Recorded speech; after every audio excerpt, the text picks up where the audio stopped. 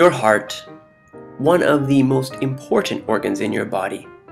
All of your arteries run through it, and by pumping your blood, it keeps you alive. Today we're going to talk about vitamin K and how vitamin K2 can help you have both strong bones and a healthy heart.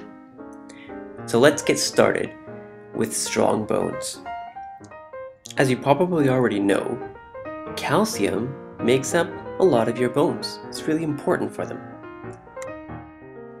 Your bones aren't just some stationary object in your body, but they're dynamic living tissue.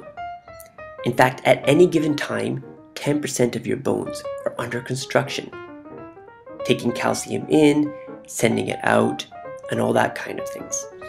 99% of the calcium that is in your body is in your bones. So then it leads us to the question, where's the other 1%? Well, that 1% is all throughout your body and primarily in your bloodstream. See, calcium is really important for things like regulating your heartbeat and combating inflammation. Your body sends calcium to wherever it's needed throughout the body through the bloodstream. But I thought we were talking about vitamin K. Well, vitamin K is really important. See, it's essential for not dying. Without vitamin K1, you could potentially die from a nosebleed because K is a key ingredient in the coagulation of blood or blood clotting. But then what about K2? Isn't that what we're talking about? Well, yeah. So let's draw our bone again. And we've got calcium in our bone, and we've got calcium in our bloodstream.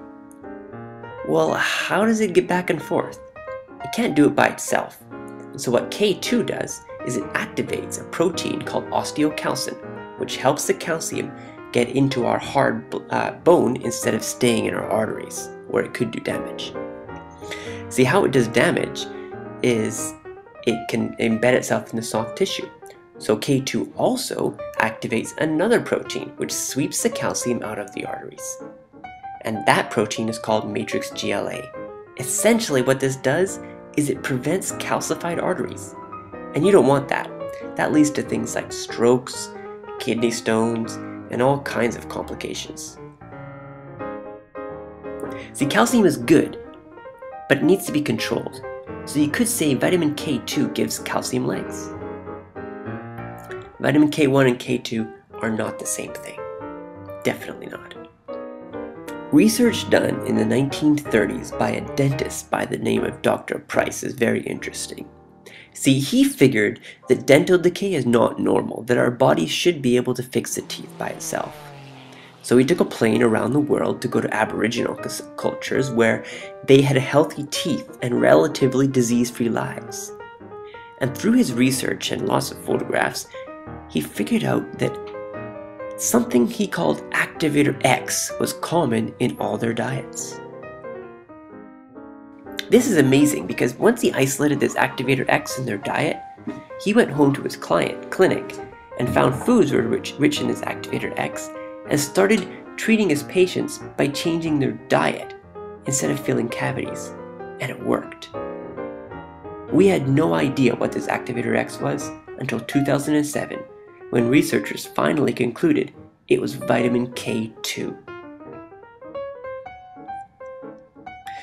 So, K2 not only sweeps our arteries, but it builds our bones, and research going back 70 or 80 years to prove this. What about food with vitamin K then? Well, it's food that you probably didn't like as a kid. Things like broccoli, spinach, kale, parsley, things your parents told you had to eat. Well, that food is rich in vitamin K1. Now, we do convert some of our vitamin K1 to K2, but best case scenario, only about 6%. Foods which are rich in vitamin K2, well, Dr. Price found it was grass-fed cows' buttermilk. They had to be grass-fed. Today, we've also found another food rich in vitamin K2, and that's a Japanese food by the name of natto. Natto contains MHK-7 vitamin K2, which is probably the best kind of vitamin K2 you can get, and it's loaded with this stuff. Problem with it is natto is kind of slimy and stinky, and even a lot of Japanese people don't like it.